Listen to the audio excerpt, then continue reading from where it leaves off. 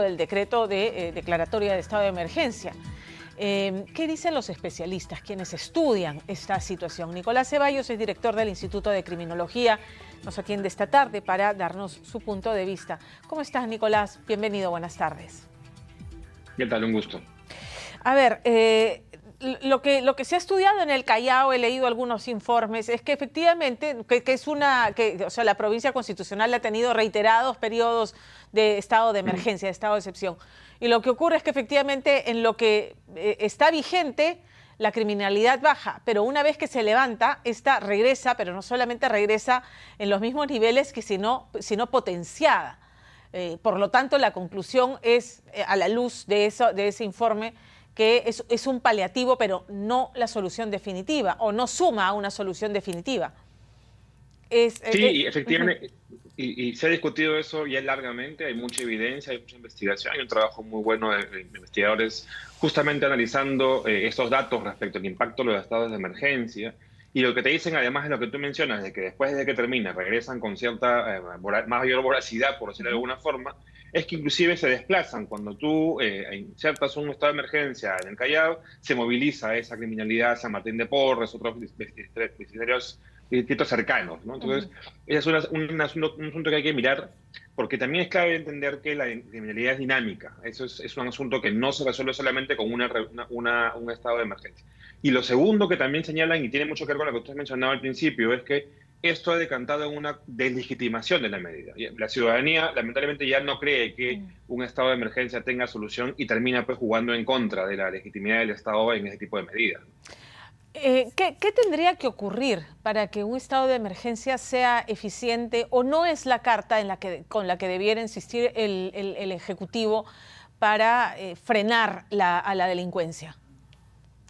Yo creo que es un momento en el cual debe evaluar el Ejecutivo si el estado de emergencia genera resultados, no ya no en términos operativos y policiales de seguridad, sino en términos políticos. Y corresponde a una evaluación un poco más seria para ver si efectivamente consiguieron el resultado y la evidencia sugiere que no. Entonces creo que hay un momento en el cual la decisión respecto a insistir en este tipo de medidas ya deja de ser de corte técnico policial o investigación o persecución criminal, sino más de corte político, porque terminas desgastando aún más a una figura presidencial como la que tú ya mencionaste. Entonces creo que pasa por esa lectura. En este momento pasa por esa lectura también. Y entonces la insistencia en algo que evidentemente no está dando resultados, porque las cifras lo demuestran, es: no tengo otra alternativa, o sea, no tengo nada más mejor que mostrar, y es como para decir: estoy haciendo algo, estoy declarando estado de emergencia, te estoy mandando las Fuerzas Armadas a las calles para que veas que hay seguridad en tu distrito. Lo cual es contradictorio, porque efectivamente uno ve en paralelo que hay labores de la policía muy interesantes. Por ejemplo, lo que ha pasado con el monstruo y con su entorno familiar estas semanas. Es un trabajo pulcro, íntegro, de alta especialización, que muestra que la labor policial tiene un impacto muy potente, cuando coordina no solamente a nivel nacional, sino también con los otros países, cuando trabaja en coordinación con el Ministerio Público.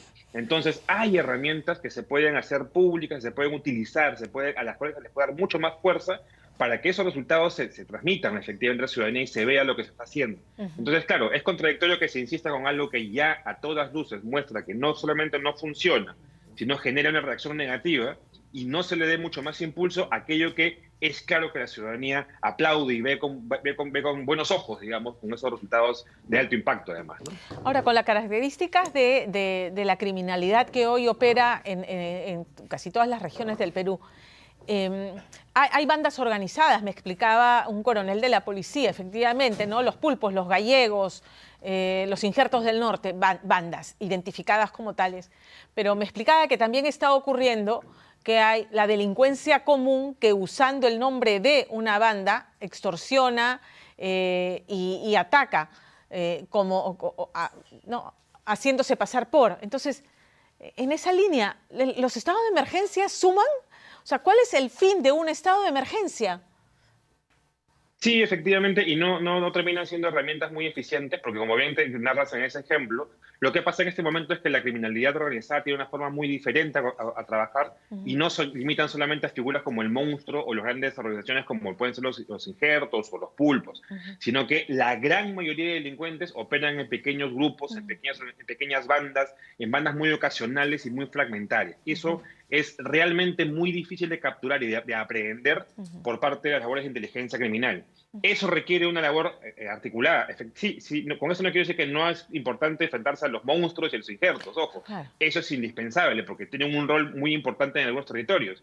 Pero el despliegue de la mano de las municipalidades, de los gobiernos locales, de investigación mucho más cercana a nivel territorial, sí es de suma utilidad también para entender cómo funcionan esos temas, ¿no? Ahora, para entender, la Carta del Estado de Emergencia ya sabemos, está desgastada, no está dando resultados.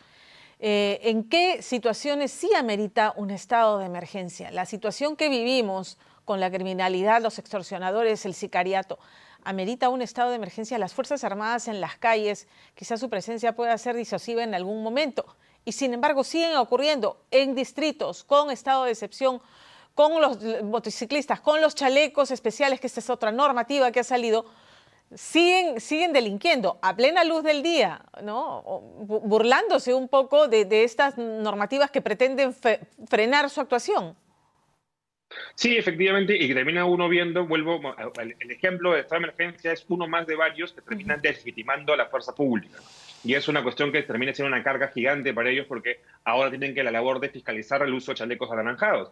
Cuando lo que requerimos es más bien que se dediquen en unidades especiales a identificar, a detectar, a saber dónde están, cómo se mueven, cómo usan el dinero, a poder armar expedientes, a poder armar carpetas, a poder armar investigación para poder detenerlos uno por uno. Eso es el trabajo en el que pueden involucrar y honestamente lo saben hacer y lo saben hacer realmente muy bien. Entonces, cuando se les sobrecarga con estados de emergencia, que implica un enorme despliegue territorial o con medidas como perseguir chalecos naranjas, se termina pues desgastando ese cuerpo policial en asuntos que lamentablemente no tienen mucho impacto. Claro, no hay un uso eficiente de los recursos que infelizmente no son muchos. Entonces, ¿tienes claro, Nicolás, que hay un plan? ¿Se puede ver que hay un plan, una estrategia definida desde el Ministerio del Interior para afrontar esta situación?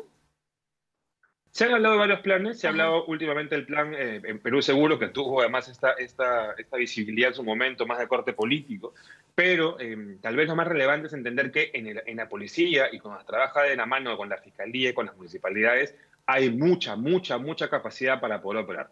Hay ejemplos muy interesantes de municipalidades que han dado soporte operativo a sus policías, con bases policiales importantes, para sus motorizados, ayudándolos a que tengan mejores condiciones. En varios distritos de la ciudad, Magdalena, San Miguel, Chorrillos, lo han hecho y lo han hecho bien, y ahí hay que ver sus indicadores para replicar esos ejemplos. Hay ejemplos muy buenos de trabajo coordinado entre la policía y la fiscalía. Vuelvo a lo del monstruo, que es un ejemplo muy bueno, pero hace tiempo también se trabajaron en megaoperativos. Eso también funciona. Correcto. Entonces, en este momento, ya no es solamente quedarnos en el nombre grandilocuente de un plan, sino ver qué medidas concretas y efectivas son las que tienen resultados. Y hay evidencia de cosas que funcionan y funcionan bien. Y que deberían replicarse y que de repente el ministro del Interior debiera convocar a esos comisarios, a esos alcaldes que están teniendo resultados eficientes, ¿no? Para ver qué tan replicable es en otros distritos en vez de insistir en un estado de emergencia que hace agua por todas partes. Nicolás, te agradezco mucho habernos atendido esta tarde. Encantado. Gracias, buenas tardes.